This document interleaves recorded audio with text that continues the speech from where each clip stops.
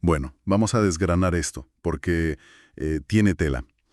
Imaginemos por un momento una empresa multimillonaria Mm, o un movimiento social masivo que está cambiando un país entero. ujú. Ahora, imaginemos que despedimos al director ejecutivo, quitamos al presidente por completo y prohibimos que exista la figura de un jefe supremo que tome todas las decisiones. O sea, descabezamos la organización. Exacto. El resultado natural que nos viene a la cabeza a cualquiera es el caos absoluto, ¿verdad? Mm, El colapso en cuestión de días. totalmente. Bueno, pues el documento que tenemos hoy sobre la mesa para este análisis a fondo sostiene exactamente lo contrario. Mm. Nos plantea que la figura del líder solitario, ese individuo heroico que carga con todo el peso sobre sus hombros, no solo es un mito, Ya. sino que, a largo plazo, es una receta garantizada para el desastre y el agotamiento. Ujú. Yo estoy convencido de que esto va a sorprender a más de uno. Y es un planteamiento que choca frontalmente con la imagen de liderazgo que consumimos a diario, claro. Yo estoy encantada de estar aquí para analizar esto, porque hoy nos sumergimos en un texto escrito por el licenciado Douglas Paredes Lobo. Sí, Se titula Una iglesia equipada. Y lo que hace este documento es sumamente peculiar. Toma principios históricos y textos bíblicos muy antiguos y los exprime. los exprime a fondo, sí. Los exprime para extraer un modelo de liderazgo que busca algo que él denomina madurez colectiva.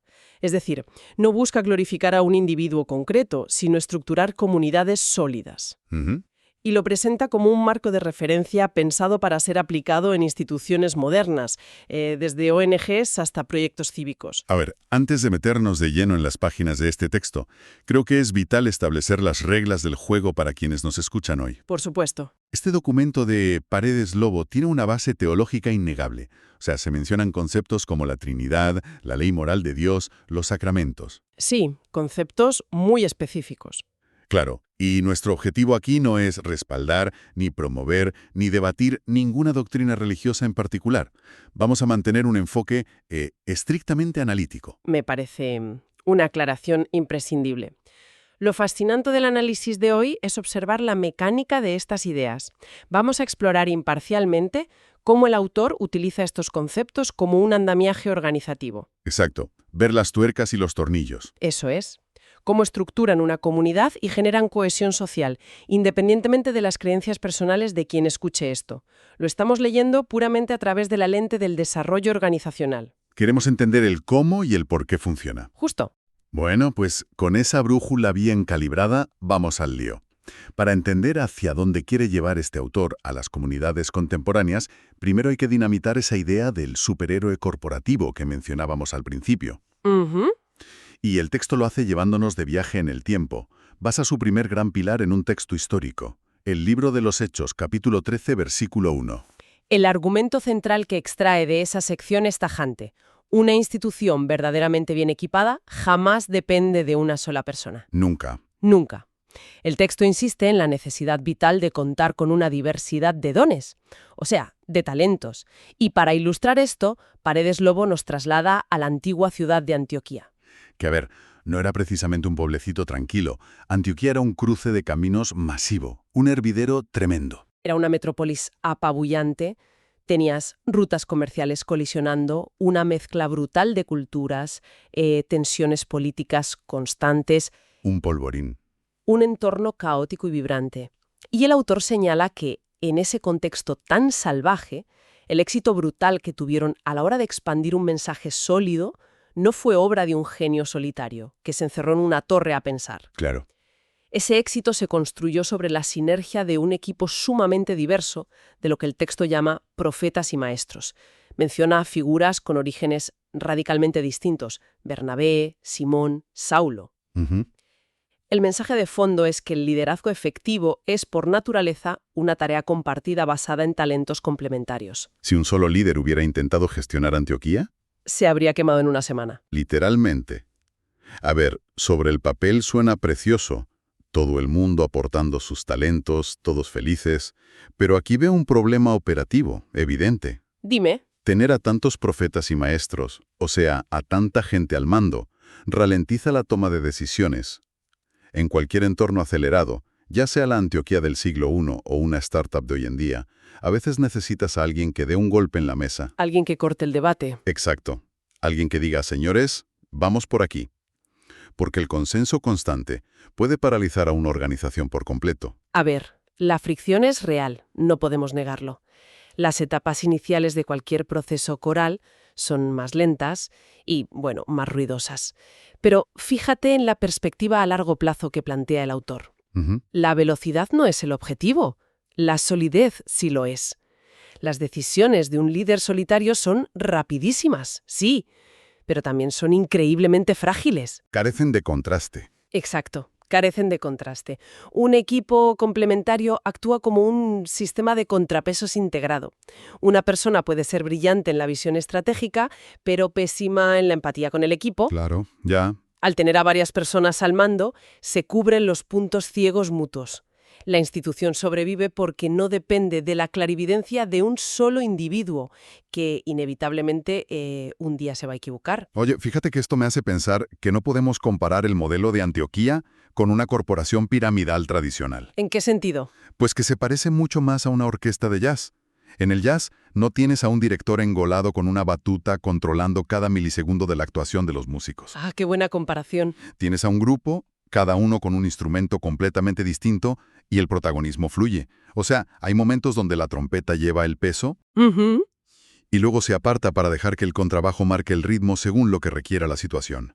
Hay una estructura de fondo, pero el liderazgo es completamente líquido. Es una imagen fantástica y nos sirve perfectamente para dar el salto al siguiente punto. Porque para que esa banda de jazz no suene como un grupo de gatos peleándose, necesitan algo. Partitura. Exacto. Necesitan conocer la misma escala musical, tener un sentido del ritmo compartido y escucharse profundamente. Si trasladamos esto al documento de Paredes Lobo, la pregunta lógica es esta. Tienes un equipo diverso con mucho talento, ¿vale? Sí. Pero, ¿cómo evitas que esa diversidad acabe en un caos donde cada uno tira para su lado? Y aquí es donde la cosa se pone realmente interesante, ¿eh? La respuesta del autor no es meter más burocracia ni normas jerárquicas asfixiantes. El antídoto contra el caos es unificar el currículum. Eso es. Que la capacidad técnica de los líderes da igual, da absolutamente igual, si no hay un control riguroso sobre qué se está enseñando. El cimiento ético y narrativo importa tanto o más que las personas que lo transmitan. El esquema de Douglas Paredes Lobo propone 3 pilares educativos que son, digamos, innegociables para que la comunidad no se fragmente. El primero es la ley moral de Dios. ¿Vale? Si quitamos por un momento la capa teológica y lo miramos desde la sociología de grupos, esto funciona como la brújula ética. Es el marco de conducta. Toda organización necesita una línea roja clarísima. Las reglas básicas de convivencia, que no se puede saltar ni el fundador de la empresa. Exactamente eso. Una línea que defina lo que es inaceptable independientemente de quién cometa la falta. Luego, el segundo pilar que plantea es la Trinidad Ujú. racional. Una visión compartida. Eso es la visión del mundo compartida. Si la gente no entiende la historia de por qué están juntos, al primer conflicto se separarán. Y el tercer pilar es quizá el que requiere una lectura más profunda. Los sacramentos. Sí, concretamente el bautismo y la cena del Señor. Ojo con esto, porque al repasar esa sección me quedé dándole vueltas a la psicología detrás de las organizaciones. A ver, un documento con los valores de una institución te lo lees el primer día de trabajo y al mes se te ha olvidado por completo. Totalmente. Un PDF en la intranet. Exacto, un PDF que nadie mira. Pero los sacramentos que describe el texto, ¿no actúan en realidad como el equivalente a las tradiciones inquebrantables que construyen la cultura de una corporación? ¿Te refieres a ritos sociales? Claro, pienso en los ritos de iniciación o en esos retiros anuales sagrados que hacen algunas empresas donde todo el mundo tiene que ir sí o sí. El mecanismo psicológico es idéntico. Los seres humanos no somos intelectos puros. Necesitamos hitos físicos y tangibles para sentir pertenencia. Estos sacramentos, en la práctica de la cohesión comunitaria, son un pegamento social potentísimo. El bautismo funciona como un rito de paso visible, un marcador que le dice al individuo y a la comunidad, has cruzado la línea, ya eres parte de esta tribu. Es un bypass mental, va directo a la lealtad emocional. Justo. Te ancla a la comunidad físicamente, no solo en teoría. Y la Cena del Señor opera como un ejercicio sistemático de memoria colectiva. Imagina a personas de distintas clases sociales y orígenes. Sí. Personas que quizás no se relacionarían de otra forma en su vida diaria obligadas a sentarse periódicamente en torno a una mesa compartida. Qué locura el poder que tiene eso. Estos ritos evitan la fragmentación porque obligan a la comunidad a recordar quiénes son y qué defienden, diluyendo las diferencias individuales a favor de una identidad corporativa mayor. Entonces vamos construyendo el puzzle. Tenemos a nuestra banda de jazz con talentos que se equilibran. Y ahora tiene la misma partitura, o sea, esos 3 pilares que marcan la ética y crean esa cultura inquebrantable mediante rituales. Eso es. Pero nos falta el motor. Todo esto no sirve de nada si no sabemos a dónde vamos. Pasamos del qué al para qué. Y llegamos a lo que considero el concepto más transformador del documento. Paredes Lobo recurre a Efesios, capítulo 4, versículo 12, para definir la misión final de todo este andamiaje. A ver. Y la frase es muy precisa: el perfeccionamiento para el ministerio. Suena denso. ¿A qué se refiere exactamente en la práctica? Significa que el equipamiento de la comunidad va a años luz de dar un par de talleres de formación técnica o de entregar un manual de procedimientos. Busca alcanzar una madurez profunda a través de metas muy específicas. Vale. La primera meta es edificar. Esto es, construir la estructura interna de la gente para que la comunidad sea resiliente a los golpes externos. La segunda es la unidad. Ujú. Pero ojo, no unidad entendida como uniformidad donde todos piensan igual, sino la capacidad de mantener la cohesión integrando activamente las diferencias. Ya. Y la tercera meta, que es donde el texto se pone exigente de verdad, es alcanzar la madurez y el llamado varón perfecto. El autor dice que el proceso busca llevar a cada individuo a reflejar una integridad absoluta. Sí, así lo expone. Y perdona que te corte aquí, pero esto me genera un problema grave. Adelante, ¿qué es lo que te chirría? El lenguaje. Hablar de alcanzar la perfección o de ser un varón perfecto. Si a cualquier equipo moderno, a cualquier plantilla de una empresa hoy en día, le exiges la perfección absoluta, lo que consigues es paralizarlos por el miedo a equivocarse. Claro. La gente es falible. Todos metemos la pata a diario. ¿Cómo encaja esta búsqueda inalcanzable de la perfección con la construcción de un equipo real y funcional? Suena a receta para el síndrome del impostor masivo. Es una preocupación muy lógica cuando leemos esto con nuestros filtros contemporáneos.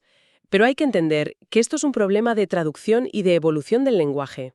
¿Ah, sí? Sí, cuando el documento se apoya en Efesios para hablar de perfección, no está sugiriendo un estado robótico donde jamás se cometen errores. En el contexto filosófico y teológico de la época, la raíz de la palabra que traducimos como perfecto tiene que ver con estar completo, Vale. con haber llegado a un estado de propósito final, O sea, no es perfección de 0 fallos en la hoja de cálculo. sino de estar plenamente desarrollado. Eso es. El texto asocia esta cualidad con la madurez y la integridad. Hablamos de una persona que tiene raíces profundas, que no cambia de valores según sople el viento, que es sólida y, lo más importante, que tiene la capacidad de sostener a otros. Qué interesante. Y esto destapa la conclusión más brillante de Paredes Lobo. El objetivo de perfeccionar y equipar a la comunidad no es crear una legión de seguidores dependientes que miren al líder para saber qué hacer. Es exactamente lo contrario. Exacto. Busca desarrollar individuos autónomos que puedan edificar a otros por sí mismos. Madre mía, la diferencia es abismal. El mal liderazgo es un cuello de botella. O sea, todo el mundo depende del jefe para avanzar. Y si el jefe no firma, no se hace nada. El liderazgo que plantea este texto es una fábrica de nuevos líderes. Distribuye la responsabilidad. Descentraliza el poder.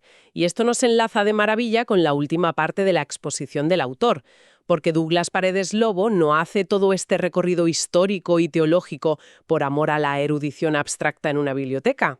No. Él aterriza todos estos conceptos directamente en la actualidad y lo hace apuntando a un lugar muy concreto, a Santa Cruz. Y eso me encantó, fíjate. No se queda filosofando en las nubes. Afirma categóricamente que estas lecciones de la antigua Antioquía son la clave para la realidad de hoy. El autor tiene la mirada puesta en elevar el estándar de su entorno.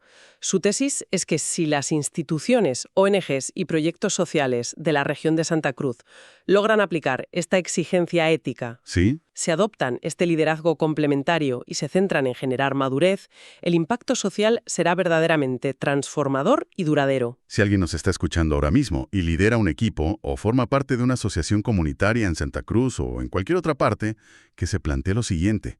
¿Cuántos proyectos increíbles se vienen abajo el día que el fundador se jubila o se coge una baja médica? Muchísimos. La mayoría, de hecho. Es que si traducimos todo este andamiaje filosófico a la realidad de la calle, me viene a la cabeza esta imagen. Construir una comunidad según el modelo de Paredes Lobo es como plantar un bosque autosuficiente. Tienes robles, arbustos, hongos, insectos, todo un ecosistema interactuando y sosteniéndose mutuamente. Ujú. Si viene una tormenta y cae un árbol gigante, el bosque sigue vivo y se regenera por sí solo. Es una analogía muy gráfica y muy acertada. Y por el contrario, el modelo del líder solitario que domina hoy en día, ese del que venimos huyendo en este análisis, es como tener un invernadero lleno de macetas preciosas y delicadísimas. Ya veo por dónde vas. Quedan espectaculares de cara a la galería, claro, pero requieren que un único jardinero pase horas regándolas cada día con una regadera, una por una. El día que ese jardinero se enferma, todo el invernadero se muere en una semana. Y encima, el jardinero vive estresado y al borde del colapso crónico. Esa imagen captura perfectamente la esencia de la fragilidad que el autor quiere evitar en Santa Cruz. La conclusión del texto es que, al alcanzar la madurez comunitaria de ese bosque autosuficiente, garantizas que el servicio a la sociedad perdure. Claro. Las instituciones dejan de depender del esfuerzo extenuante y sobrehumano de un puñado de individuos. Adquieren la capacidad intrínseca de adaptarse a las crisis y de ejercer una influencia real. Según el autor, solo las comunidades que logren esta estructura coral serán las que transformen la sociedad y sobrevivan al paso del tiempo. Es una forma poderosísima de replantearse cómo organizamos el esfuerzo humano para que de verdad trascienda. Nos quita de encima la presión de ser los salvadores de la historia y nos pone a trabajar en equipo, que buena falta hace. Totalmente. Si intentamos destilar todo este recorrido por el trabajo de Paredes Lobo, yo me quedaría con 3 ideas centrales. A ver, La primera, que el liderazgo resiliente necesita talentos variados y complementarios. Hay que enterrar el mito del llanero solitario y abrazar el modelo de Antioquía. ajá, La segunda, que cualquier grupo humano necesita anclajes éticos inamovibles y rituales compartidos para no desintegrarse por dentro ante la presión. la partitura de jazz. Exacto. Y la tercera, y probablemente la más desafiante de todas, que el triunfo de un proceso de equipamiento no es tener un ejército obediente, sino una comunidad rebosante de autonomía y madurez. Ujú. Es un marco de trabajo que, independientemente de su origen bíblico, tiene una aplicación clínica y directa en cualquier estructura organizativa de hoy. Habiendo masticado todo esto, me gustaría proponer a nuestra audiencia una reflexión final. Algo para que le den vueltas a la cabeza mientras conducen o mientras preparan la cena hoy. Perfecto. A lo largo del análisis, y basándonos estrictamente en el texto, hemos visto que el propósito último del liderazgo es generar individuos tan completos y autónomos que ya no dependan de sus mentores para seguir haciendo crecer a la comunidad. Sí, la madurez operativa de la que hemos estado hablando. Ese estado de estar completo. Pues, fíjate en la paradoja brutal que esto encierra. ¿Significa todo esto que la medida definitiva, la auténtica prueba de fuego del éxito de un verdadero líder, es, irónicamente, llegar a ser totalmente obsoleto e innecesario para su propia organización? Es una idea que dinamita el ego de cualquiera que ocupe una posición de poder hoy en día. Y da directo en el corazón de por qué tantos líderes se aferran al control hasta asfixiar a sus propios proyectos. Un reto monumental para replantearnos el papel que jugamos en nuestras propias empresas, familias o comunidades. Tela.